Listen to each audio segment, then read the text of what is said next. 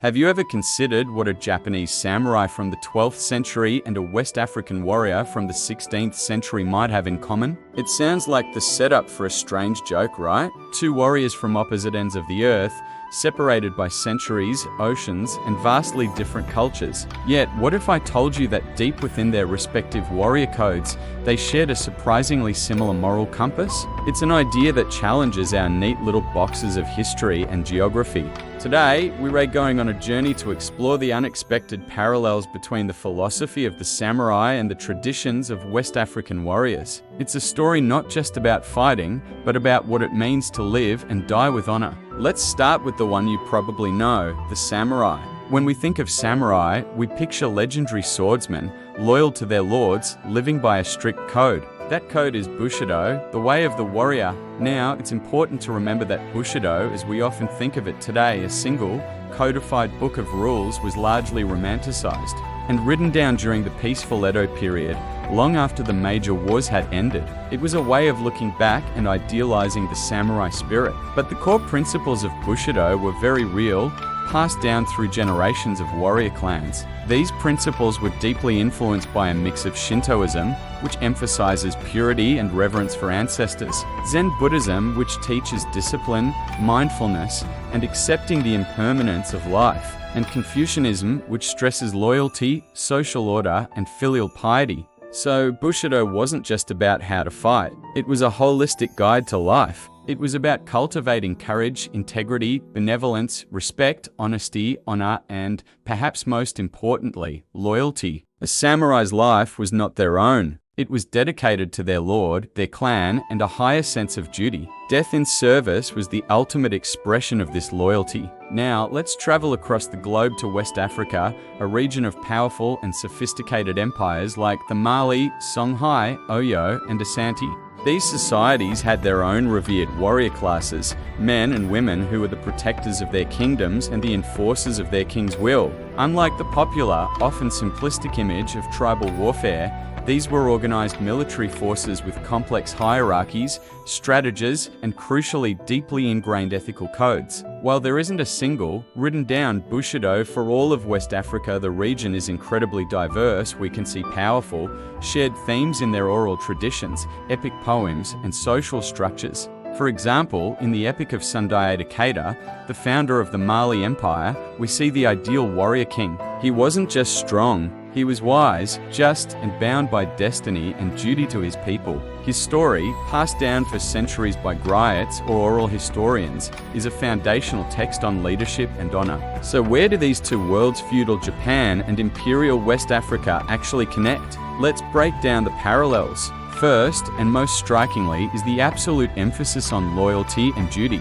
For a samurai, loyalty to their daimyo or feudal lord was paramount. Betraying one's lord was the ultimate disgrace, often leading to ritual suicide, seppuku, to restore honor. Similarly, for a West African warrior, loyalty to their king or oba was the bedrock of their existence. The elite warriors of the Oyo Empire, the Ieso Ikoyi, pledged their lives to the Alafin, their king. An oath of loyalty was a sacred pact, and like the samurai, they were expected to defend their kingdom to the death. This wasn't blind obedience. It was a deep-seated social contract. The warrior served the ruler, and the ruler, in turn, was responsible for the well-being of the people.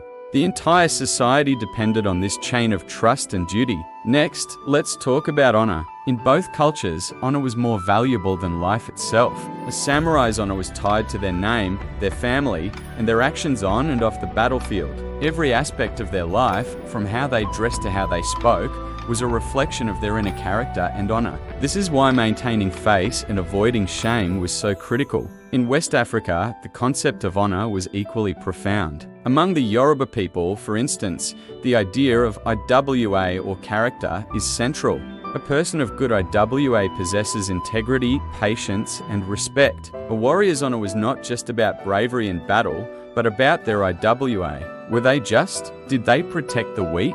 Did they keep their word? Losing one's honor brought shame not just upon the individual, but upon their entire lineage. In both worlds, a life without honor was considered a life not worth living.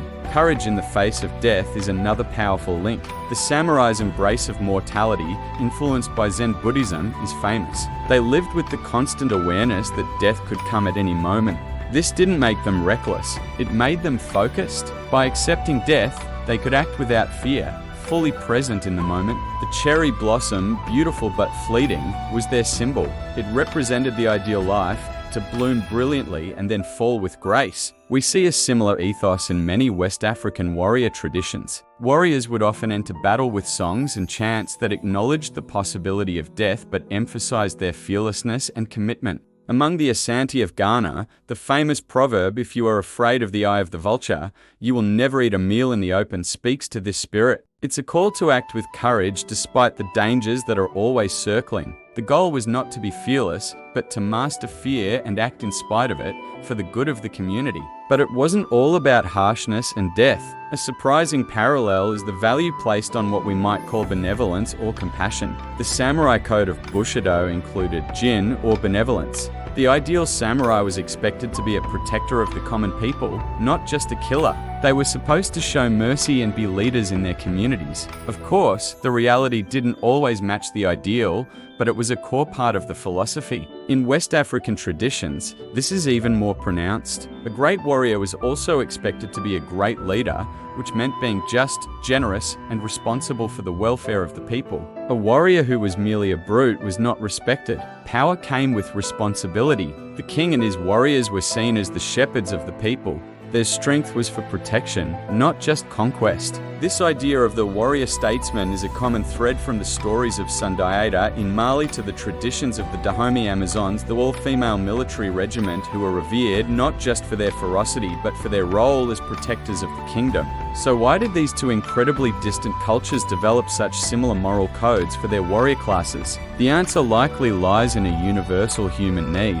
When you create a class of people whose profession is violence, you absolutely must give them a strong ethical framework to control it. Without a code of honor, loyalty, and duty, a warrior class can easily become a destructive force, a band of thugs who prey on the very society they are supposed to protect. Both feudal Japan and the great West African empires needed to ensure their warriors served the state and the community, not just themselves. Bushido and the West African warrior traditions were, in essence, social technologies. They were systems designed to channel immense power and aggression towards a constructive purpose, the preservation and stability of their societies. They transformed soldiers into guardians, killers into protectors. The specific rituals and philosophies were different, shaped by their unique religious and cultural context. Zen Buddhism in Japan, and a complex tapestry of traditional beliefs, and later, Islam in West Africa. But the fundamental human problem they were trying to solve was exactly the same.